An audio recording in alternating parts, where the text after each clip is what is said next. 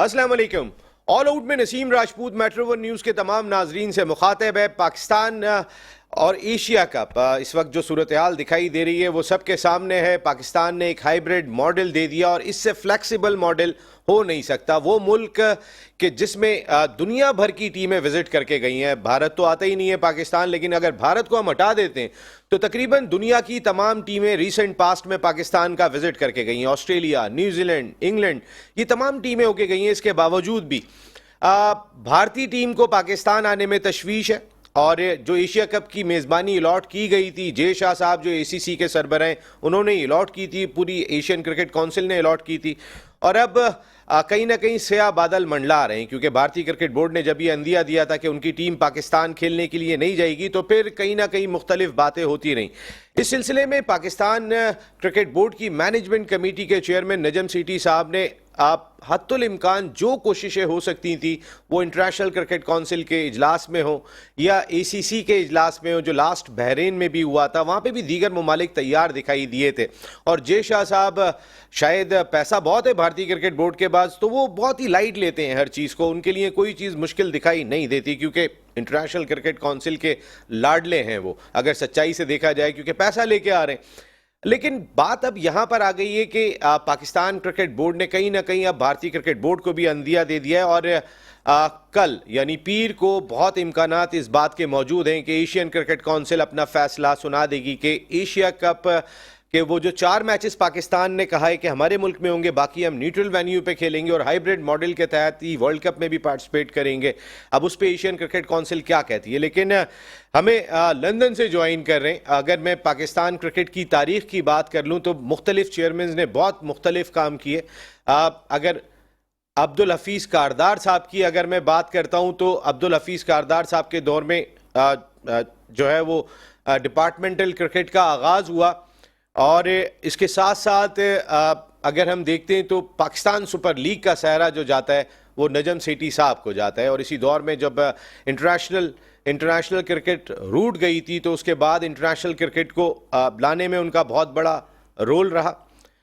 इसके साथ साथ जो हम सूरत हाल देख रहे हैं इस वक्त, क्या होता है क्या नहीं होता, लेकिन नजम सेठी साहब हमें लंदन से ज्वाइन कर रहे हैं। अस्सलाम वालेकुम नजम सेठी साहब, मैं आता हूं आपके पास। यहाँ पाकिस्तान क्रिकेट का बहुत बड़ा नाम, इस फैमिली का बहुत बड़ा रोल, फॉर्मर टेस्ट क्रिकेटर, अपने वक्त के ज़बरदस्त बैट्समैन, ओपनिंग बैट्समैन थे, कमाल की बैटिंग की, कई सारी और जिम्मेदारियां, फील्डिंग कोच नेशनल टीम के रहे, सेलेक्टर रहे, बहुत सारी जिम्मेदारियां अंजाम देने वाले the one and only Shoaib Mohammad साहब हमारे साथ यहाँ मौजूद हैं। अस्सलाम वालेकुम शुएब भाई। वालेकुम नसीम। शुएब भाई, नजम सेठी साहब के पास चलेंगे। सेठी साहब, क्या लग रहा है आपको, कल डिसीजन आता हुआ लग रहा है आपको?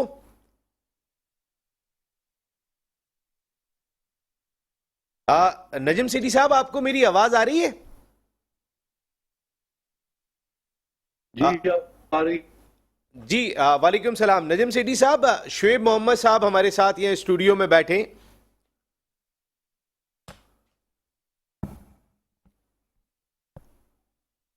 हेलो सर, आप हमें सुन रहे हैं? नजम सेठी साहब, नजम सेठी साहब को शायद सिग्नल की कोई प्रॉब्लम हो रही है, तो उनको वो अगर लिंक है हमारे पास तो भिजवा दें। Thank you very much. Shoaib भाई, ये जो हमने हाइब्रिड मॉडल दिया, मकसद हमें ही अलॉट होती है एशियन जो चैम्पियनशिप है उसकी मेज़बानी, और उसके बाद उस पर तहफ़्फ़ुज़ात जो हमें देते हैं, यानी जे शाह साहब जो एशियन क्रिकेट काउंसिल के सरबराह हैं वही तहफ़्फ़ुज़ात का इज़हार कर देते हैं। तो ये किस तरह देख रहे हैं आप ये तमाम चीज़ें, जो अब कल फैसला आता है, तो क्या आपके जहन में?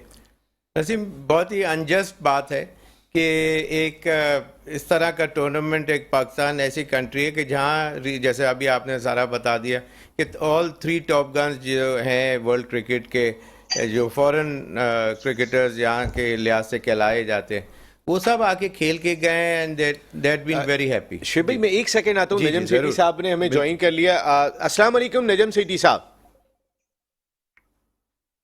वालेकुम सलाम, आवाज आ रही है? जी, आपकी आवाज आ रही है सर। शुएब मोहम्मद साहब फॉर्मर टेस्ट क्रिकेटर हमारे साथ स्टूडियो में मौजूद हैं। सलाम सर। वालेकुम सलाम। सर मैं आपसे ये जानना चाहूँगा कि जो आपने हाइब्रिड मॉडल दिया है इससे ज़्यादा फ्लेक्सिबल हो नहीं सकता। हमने तो पूरी कोशिश की है कि हम इंटरनेशनल क्रिकेट को स्मूथली चलाएं। हमें किसी से डर तो दिखाई नहीं देता, लेकिन हम स्मूथली चलाने के लिए हमने ये हाइब्रिड मॉडल दिया है। कल डिसीजन आता हुआ लग रहा है एशियन क्रिकेट काउंसिल का। आप क्या एक्सपेक्ट कर रहे हैं सर?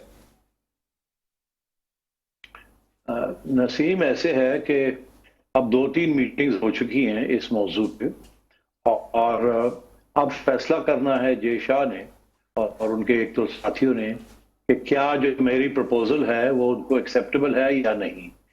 अब सूरत हाल ऐसी है कि अभी कोई पिछले 5 दिन पहले जी सर। मेरी मुलाकात हुई थी उनके एक इंटरव्यू के साथ। एक साहब उन्होंने भेजे थे, दुबई में मेरी मुलाकात हुई। जी सर। और वहां मैंने अपना मॉडल जो है वो उनको बड़ी वसात के साथ समझाया था, हम्म। और वो उसको उन्होंने कहा कि अच्छा मॉडल है और अब मुझे जय शाह से बात करनी है। जी। इससे पहले भी हमने उनके साथ राब्ते में थे, जी। मगर अब हम इंतजार में हैं कि अब वो कोई फैसला करें। और मुझे उन्होंने कहा था जी 15 तारीख तक कोई ना कोई फैसला करेंगे, मगर मुझे यकीन नहीं आ रहा कि वो 15 तारीख तक कोई फैसला करेंगे। हो सकता है और भी देर लगे इसमें। सर वर्ल्ड कप का शेड्यूल अभी तक अनाउंस नहीं हुआ। मैं अगर एशिया कप से हट के बात करूं, उसकी भी लोगों को फिक्र दिखाई देती है। वो कब अनाउंस होगा? भारत तो अपने तौर पे ये भी शहर बता रहे हैं कि जी अहमदाबाद में जाके मैच खेलना होगा पाकिस्तान को। वो अपने तौर पे कोशिशें कर रहे हैं, लेकिन आईसीसी ने अब तक कुछ भी अनाउंसमेंट इस सिलसिले में नहीं किया। तो ये तशवीश तो अब आईसीसी को भी होगी इस एशिया कप की। ये बिल्कुल है।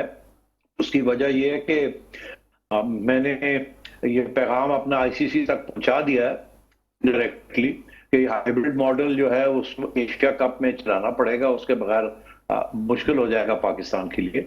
और अगर ये कामयाबी से हम कर लेते हैं तो फिर वर्ल्ड कप भी हमें यही मॉडल चलाना पड़ेगा। हमारे मैचेस जो होंगे हम इंडिया नहीं जाएंगे, और हमारे मैचेस भी जो है वो न्यूट्रल वेन्यू पे खिलाते हैं। और आप वहां से ना हाँ आई है ना आई है, क्योंकि ये मामला अभी वहां डिस्कस नहीं हुआ। मगर बात यह है कि ये तो जैसे ही एशिया कप का फैसला होता है तो फिर बात आगे आईसीसी तक जाएगी। ठीक है सर, यानी कि एशिया कप के फैसला होने तक तो आप फिलहाल जाहिर सी बात है ये होगा, तो फिर आगे बात होगी, क्योंकि इंडिया मेज़बानी कर रहे हैं। अगर कोई और मुल्क मेज़बानी कर रहा हो तो एक मुख्तलिफ चीज़ थी। सर आपकी परफॉर्मेंस अगर लास्ट आपके टेन्योर में देखें तो आप ज़बरदस्त थी। पाकिस्तान चैम्पियंस ट्रॉफी जीता, हम T20 की नंबर 1 टीम बने।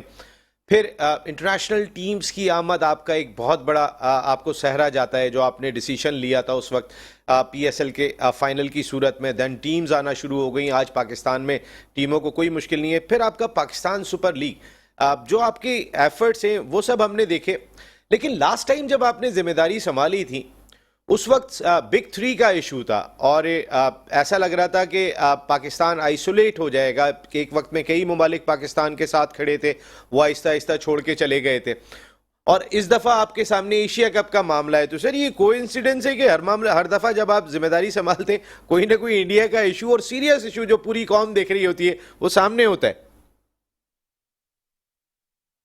हाँ, ये बड़ी अफसोस की बात है कि बिग 3 का मामला था, तो जब मैंने उधर संभाला तो उस वक्त जब गए तो उस वक्त 9 मुल्क थे जिन्होंने बिग 3 को तस्लीम कर लिया था। अब सिर्फ पाकिस्तान रह गया था।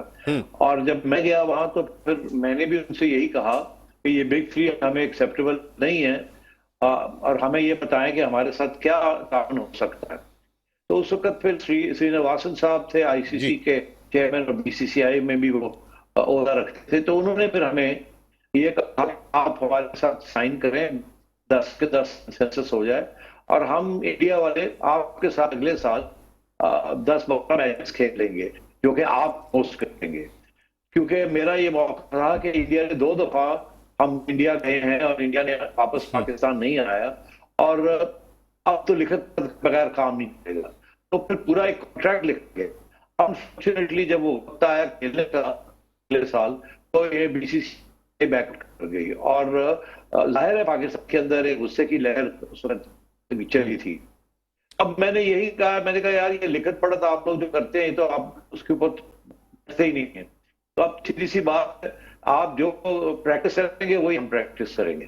तो इसलिए अब सूरत हाल यही है कि हम देख रहे हैं कि क्या फैसला करते हैं ये।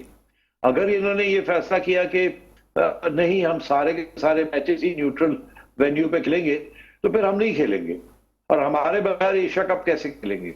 80% रेवेन्यू जो है एशिया कप की वो इंडिया पाकिस्तान मैचेस की आती है, और अगर पाकिस्तान नहीं खेलेगा तो एशिया कप कहां से होगा। तो कर ले, इंडिया बड़ा अमीर मुल्क है, वो सबको पैसे भी दे सकता है, मगर इस साथ तो मामले और खराब हो जाएंगे, बिकॉज फिर तो हम वर्ल्ड कप भी नहीं खेलेंगे। तो हम इंडिया नहीं जाएंगे जब तक हमें न्यूट्रल वेन्यू नहीं मिलेगा। तो ये बड़ा अच्छा तरीका मैंने ढूंढा था, एक कॉम्प्रोमाइज फॉर्मूला ढूंढा था कि मैचेस भी, टूर्नामेंट्स भी हो जाए, एशिया कप भी हो जाए, वर्ल्ड कप भी हो जाए और चैंपियंस ट्रॉफी भी हो जाए। अभी हाल ही में आईसीसी ने हमें भेजा था, कॉन्ट्रैक्ट भेजा था कि आप साइन करें चैंपियंस ट्रॉफी कि आपके यहाँ होगी।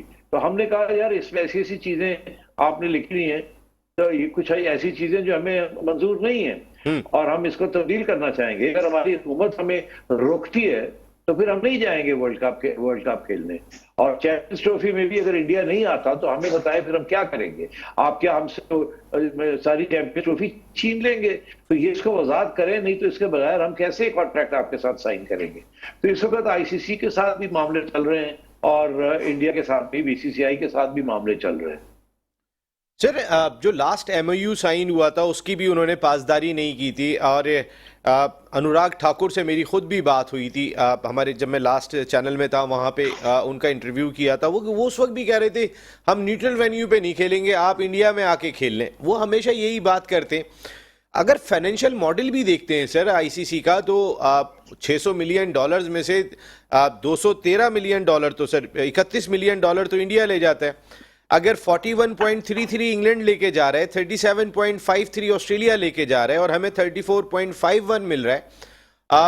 आप मुझे याद है जब आप आए थे लास्ट टेन्योर में, तो आपने कहा था कि हम बिग फोर हैं। यहां तो दिखाई दे रहे हैं हम बिग फोर, लेकिन सर जो अपॉर्चुनिटी ऑस्ट्रेलिया और इंग्लैंड को मिलती है, इंडिया 5-5 टेस्ट मैचों की सीरीज खेलता है अपने मुल्क में भी, उनके मुल्क में जाकर भी, जो गेट मनी होती है वो तकरीबन मिलियंस में होती है। तो सर जो आमदनी उनको होती है वो तो आज भी बिग थ्री की पोजीशन में दिखाई देते हैं, हमारी तरह तो दिखाई नहीं देते वो। नसीब इस दफा तो ऐसे है कि जो नया फाइनेंशियल मॉडल आया है जिसके ऊपर अभी बहस चल रही है जी, जो जुलाई में उन्होंने अप्रूव करना है, वो उसमें तो इंडिया जो है वो बहुत पहले 22-22% लेता था, अब कोई 38% लेने जा रहा है। और हमें और इंग्लैंड को 7-8% मिल रहा है और ऑस्ट्रेलिया को 8-1% मिल रहा है और हमें कोई 6% के करीब मिल रहा है। उनका ये मौकफ है कि जी सबसे ज्यादा रेवेन्यू क्योंकि इंडिया प्रोवाइड करता है तो इससे इंडिया को सबसे ज्यादा पैसे मिलने चाहिए। हमारा ये मौकफ है कि ये ठीक है कि इंडिया को ज्यादा पैसे मिलने चाहिए क्योंकि उनकी कंट्रीब्यूशन ज्यादा है रेवेन्यू में, मगर इतना भी नहीं कि जी इंडिया जो है वो 38-40% पे पहुंच जाए और हम जो है वो 5-6% पे रह जाएं। इसके ऊपर भी हमने उनसे डिटेल्स मांगे हैं कि उन्होंने फाइनेंशियल मॉडल कैसे किया है, और बांग्लादेश भी उनसे पूछ रहा है कुछ बातें और भी पूछ रहे हैं। तो इसके ऊपर अच्छी खासी अब डिबेट चलेगी, मगर आप जानते ही हैं अगर वो बिग थ्री थे तो अब जो मॉडल आया वो बिग वन का मॉडल है, तो इसलिए बड़े लोगों को तशवीश है कि ये कैसे आगे चलेगा। सर अगर वो बिग वन हो गए तो सर क्रिकेट कहाँ पे जा रही है? ये भी तो एक बड़ी इंपॉर्टेंट चीज है कि चले वो पहले 3 ममालिक बिग थ्री की बात करते थे, अब तो बिग वन है। तो सर इसका मकसद ये हो गया कि अब जो डिक्टेशन इंडियन क्रिकेट बोर्ड देगा, यानी कि आईसीसी का लाडला क्रिकेट बोर्ड देगा, पैसों की वजह से अगर हम कह सकते हैं, तो सर फिर तो लाडले की सुनी जाएगी। तो बाकी क्रिकेट बोर्ड कहाँ जाएंगे सर? ना तो ये आईओसी है कि 212 ममालिक खेलते हैं, ना ये फीफा है कि 210 ममालिक खेलते हैं। फीफा खुद इतने पैसे जनरेट कर लेता है। तो अगर इंडिया ही पैसा लेके आ रहा है और क्रिकेट चला रहा है तो सर ये तो फिर क्रिकेट खेल को तो आगे आने वाले वक्त में बहुत खतरा आते हैं। अब तो इतनी कमर्शियल हो गई है क्रिकेट। यह कमर्शियल बिल्कुल हो गई है, और सबसे इंटरेस्टिंग बात यह है कि ये जो ब्रॉडकास्ट राइट्स बेची हैं अगले 4 साल के लिए आईसीसी ने, वो इंडिया की कंपनी ने उठाई है, उसमें सबसे ज्यादा पैसे इंडिया वाले दे रहे हैं। और वो इसीलिए दे रहे हैं क्योंकि इंडियन ऑडियंस बहुत बड़ी है, तो इसलिए वो उनका मॉडल वही है कि इंडिया सबसे ज्यादा पैसे लेगा। तो अफसोस की बात है कि बाकी जो ऑडियंसेस हैं वो उनकी इतनी अहमियत नहीं है, ना ही उस तादाद में है। इंडिया की ऑडियंस है वो बहुत बड़ी है और वहां से रेवेन्यू आता है वो बहुत ज्यादा है। इसलिए अब बात बड़ी इंटरेस्टिंग सी है। आईसीसी का ये कहना है कि ठीक है इंडिया सबसे ज्यादा पैसे लेगा, आप लोगों को भी पिछले कंपैरिजन टू पिछली दफा दुगने पैसे मिलेंगे। आपका परसेंटेज तो इतना नहीं बढ़ा, इनफैक्ट कम हो गई है। अगर आपको पहले 10 रुपए मिलते तो 20 रुपए मिलेंगे, क्योंकि इंडियन कंपनी बहुत पैसे दिए। तो ये मौकफ है उनका। नहीं, बिल्कुल उनका मौकिफ समझ में आ गया सर। इंडियन कंपनी ने उठाया और इंडियन कंपनी जी उन्होंने ब्रॉडकास्ट राइट्स। जी जी जी जी बिल्कुल। नजम सेठी साहब, ये भी एक चीज बताइएगा कि अगर कल डिसीजन आता है, एक एग्जांपल है कि एशियन क्रिकेट काउंसिल कल डिसीजन लेती, आपकी आवाज टूट रही है। आपको मेरी आवाज आ रही है सर? नजम सेठी साहब, आपको आवाज आ रही है? सर, आप मुझे सुन सकते हैं? बिल्कुल। आपकी आवाज टूट रही है सर, अब आ रही है आवाज सर? आती और आपकी आवाज टूट रही है सर। अब आवाज आ रही है सर? ये आती है चली जाती है। अच्छा सर, मैं बस सिर्फ आपसे, क्योंकि मैं सिर्फ ये जानना चाहूंगा सर कि अगर कल आ जा का वाईफाई तो ठीक नहीं है। हाँ सर, कुछ वाईफाई पे प्रॉब्लम हो रही है सर। वो आपको वीडियो लिंक भेजना था, उसकी प्रॉब्लम ज़रा थोड़ा आपको पता है, इंटरनेट के मामलात पिछले 3-4 दिन में जिस तरीके के रहे थे, इस वजह से हम थोड़े से आपसे माजरत ख्वाह हैं। सिटी साहब, अगर कल फॉर एग्जाम्पल नहीं आ रही है आवाज़ नहीं आ रही सर? नहीं बेटे।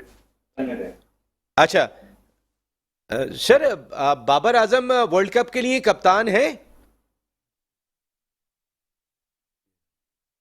लाइन ड्रॉप हुई है तो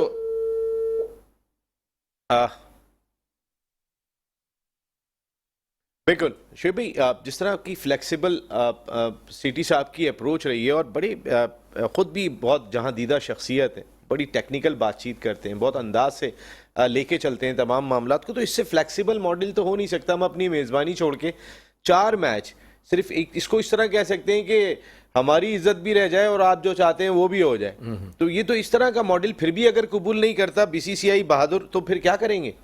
नहीं, सेठी साहब ने सारी बातें बहुत लॉजिक की, और ब्लेसिंग इन डिस्गाइज एक तो ये है कि पहले एशिया कप है, अगर ये बाद में होता तो फिर क्या होता? तो पहले वर्ल्ड कप खेलते और फिर बाद में मेरा नहीं ख्याल कि ये बिल्कुल ही कोई चांस होता। अभी तो फिर भी चांसेस है कि वर्ल्ड कप इसके बाद है जी। तो ये ब्लेसिंग इन डिस्गाइज ज़रूर है, लेकिन ये कि ये नेचुरली अपनी तरफ से कोशिश कर रहे हैं। जहाँ तक पैसों की जो बात है कि बिग वन वाली जो बात है, तो मेरा अंदाज़ा है कि वो अपनी जगह सही है, लेकिन दूसरी टीमों को इतना एक तरह सॉर्ट ऑफ डिग्रेड करने वाली बात है, जबकि कंपटीशन के अंदर it could be anybody's game on particular day. कोई ऐसा तो नहीं है, आउटराइट विनर तो नहीं है India when they walk in. कोई भी टीम उनके अगेंस्ट जीत सकती है। So many good teams around, जिसमें पाकिस्तान भी है, ऑस्ट्रेलिया भी, इंग्लैंड वगैरह, न्यूजीलैंड, कोई भी टीम जब क्रिकेट खेलने आते हैं तो ये सब चीज़ें एक्सपेक्टेड होती हैं कि कोई भी जीत सकता है ऑन द डे। तो बात यह है कि इतना ज़्यादा नहीं फ़र्क होना, 38% कहाँ और कहाँ पाकिस्तान के 6%।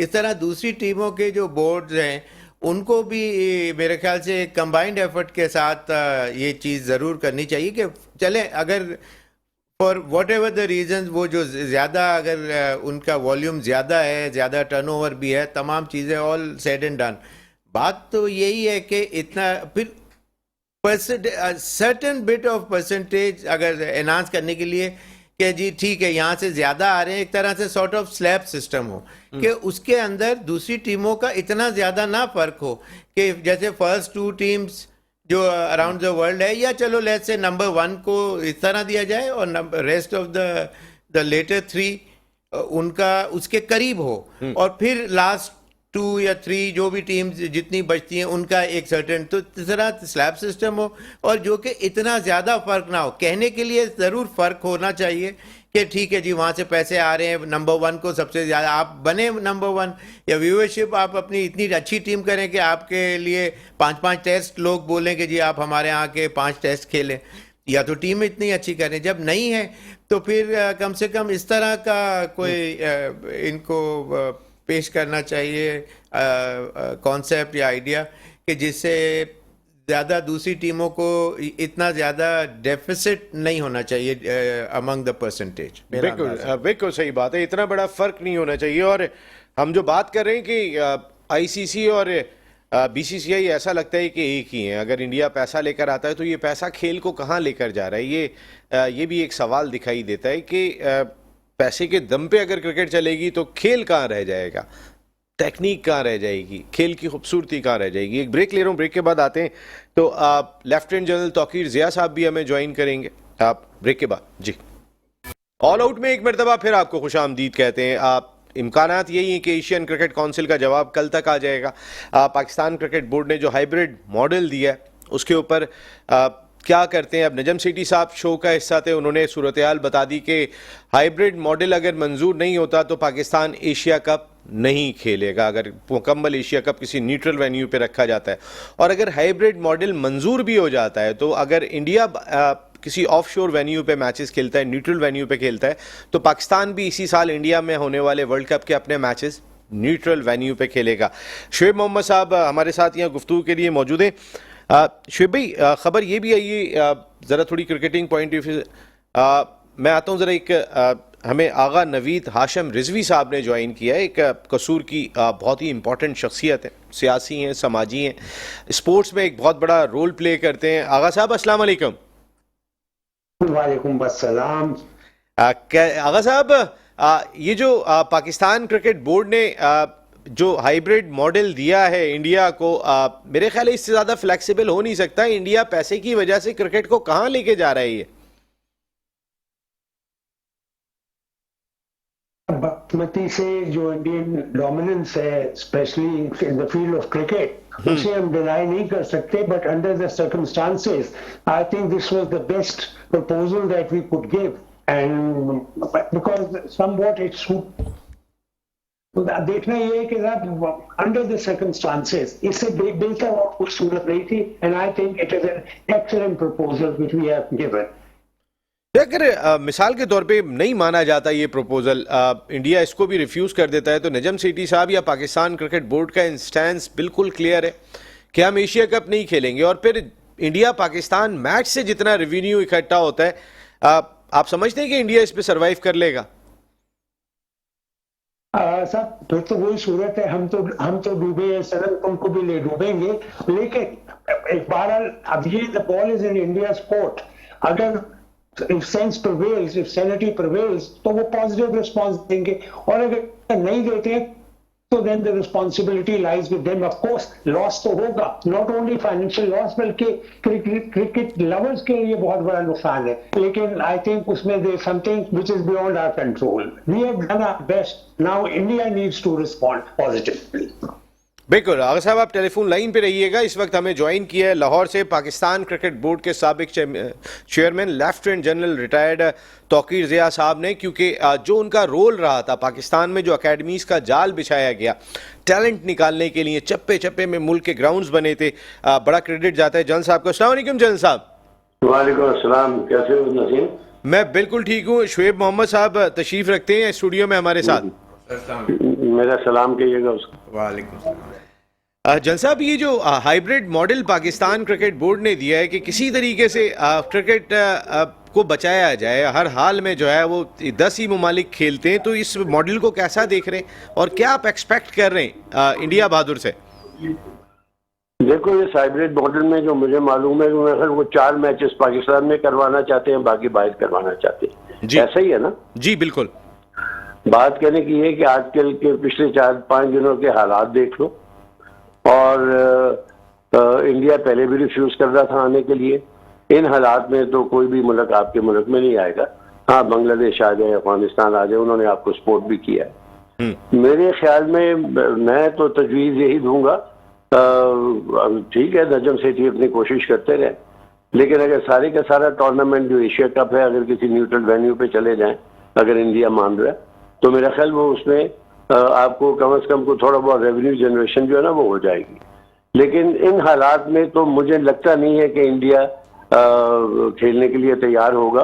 अगर इस हाइब्रिड मॉडल अगर कामयाब हो जाता है तो नजम सेठी की बहुत बहुत बड़ी मेरे ख्याल कामयाबी होगी। सर अब सितंबर में है एशिया कप, अभी तो नहीं है। अगर ये हालात अभी रिसेंट पास में न्यूजीलैंड, इंग्लैंड, ऑस्ट्रेलिया सब यहाँ खेल के गए हैं और इमरान खान साहब की एहतजाजी तहरीक तो काफ़ी अरसे से जारी है।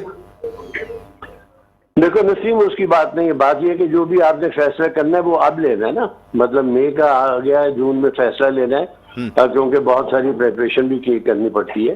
इंडिया इन एनी केस पहले ही पाकिस्तान आने से तो रिफ्यूज कर ही रहा है।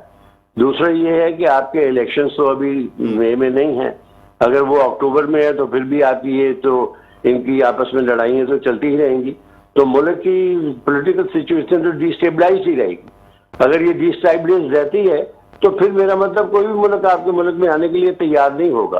बहरहाल कोशिशें जारी हैं, गवर्नमेंट टू गवर्नमेंट मेरा ख्याल कांटेक्ट हो जाना चाहिए और इंडिया को खेलना चाहिए पाकिस्तान में, क्योंकि देखो ना उसके बाद चैंपियंस ट्रॉफी भी 2025 में पाकिस्तान में है, इसके बाद वर्ल्ड कप है जहां पाकिस्तान ने इंडिया में जाना है, तो ये बड़ा सेटबैक होगा। शायद इंडिया को इतना सेटबैक नहीं होगा क्योंकि उनके पास तो कोई पैसे की कमी नहीं है, सेटबैक तो सिर्फ पाकिस्तान को होगा, लेकिन उसके लिए आपको परमिशन जो है वो गवर्नमेंट की चाहिए कि आपने वर्ल्ड कप भी खेलना कि नहीं खेलना।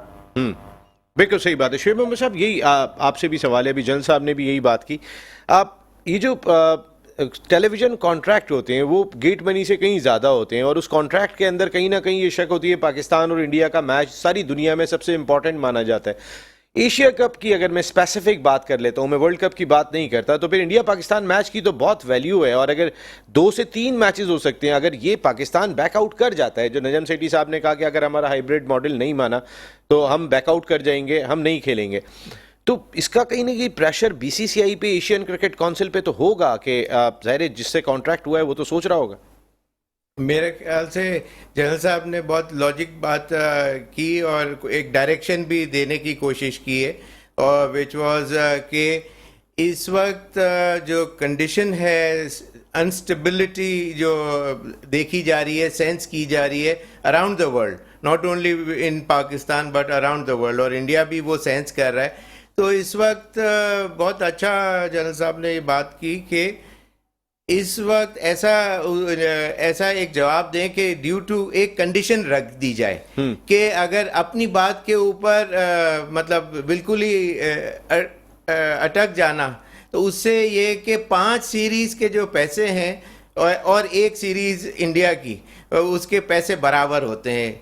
It is that lucrative in other words. सिर्फ पैसा ही है। एक बात है, मेरे देखिए पैसों की वजह से ही सारी सीरीज चलती हैं, क्रिकेट फ्लरिश करती है, फैलती है, और उसके आपके टॉप प्लेयरों को जो पैसे ज़्यादा मिलने लगते हैं और वो नज़र आ रहा होता है, तो this is the only case.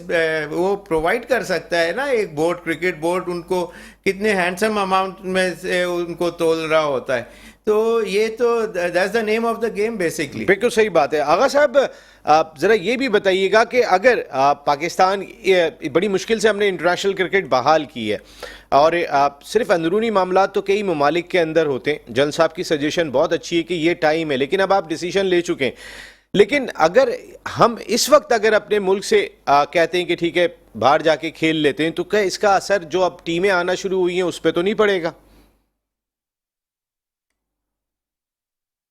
आगा साहब, आपको आवाज आ रही है? जी जी आगा साहब, आप मुझे सुन रहे हैं? आवाज कट रही थी, दोबारा आगा साहब, आवाज आ रही है, आपने क्या सुना? जी सर, मेरा सवाल यह है कि बड़ी मुश्किल से हमने अपने मुल्क में इंटरनेशनल क्रिकेट बहाल की है, अगर हम एशिया कप की मेजबानी छोड़ देते हैं तो उस सूरत में बाहर जाके खेल लेते हैं, हालात हमारे मुल्क के कुछ बहुत ज्यादा बेहतर दिखाई नहीं दे रहे, तो दोबारा टीमों को बुलाने में कहीं दुश्वारी तो नहीं होगी?